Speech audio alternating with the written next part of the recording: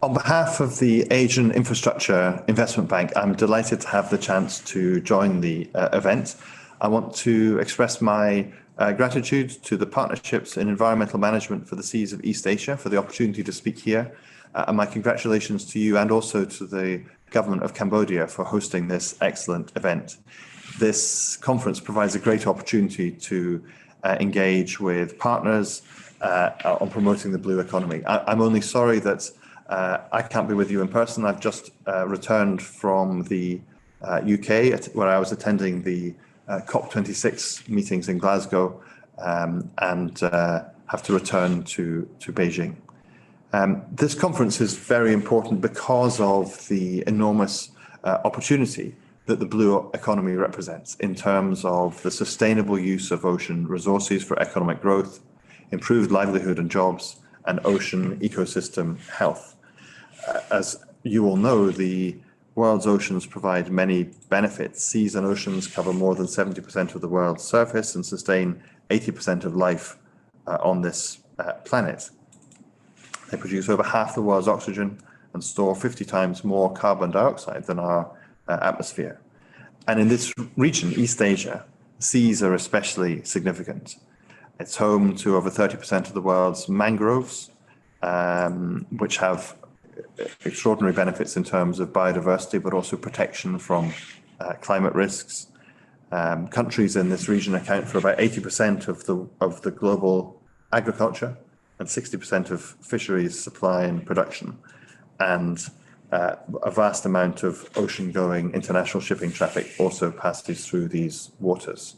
And so ensuring the sustainability of the blue economy enables us to obtain value from these oceans and coastal regions while respecting their long-term ability to regenerate and ensure activities through the implementation of sustainable practices in all dimensions.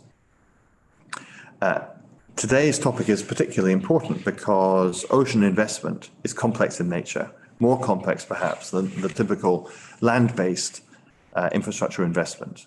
So harnessing public and private financing and investment, along with delivering positive social and environmental impacts on coasts and oceans, requires special expertise, sources to source and evaluate and develop such projects. The blue economy, of course, encompasses many activities, including marine-based activities as well as marine-related activities. And the blue economy has, in common with the rest of the global economy, been hard hit by the COVID-19 pandemic. And so addressing the combined climate, environmental, health, economic and social challenges is a daunting task, but one on which we have to act. AIB is working with our member countries across the region to promote blue economy development.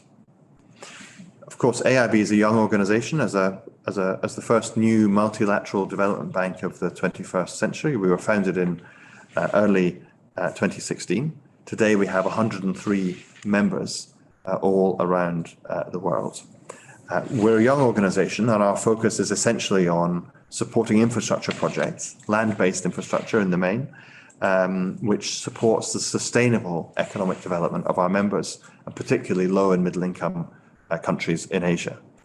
But we're increasingly aware of the strong interactions between the green and the blue, if you like, and the need to adopt a holistic approach.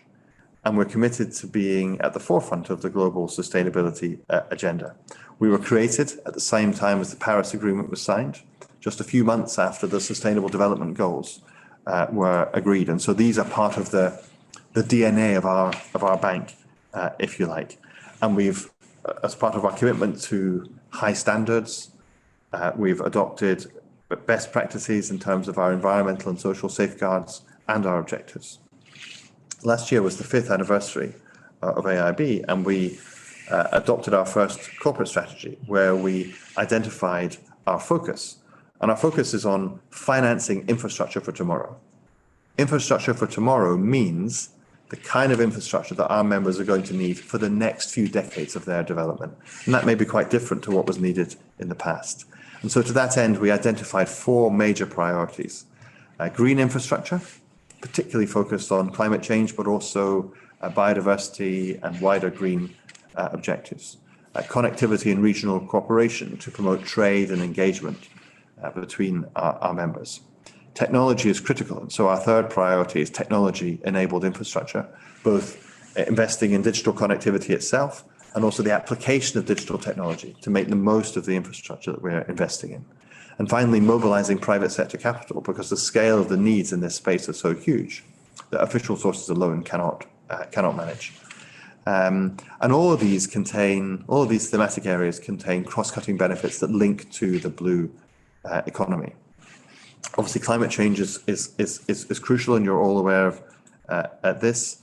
And climate change impacts include rising sea level, coastal erosion, changing ocean current patterns.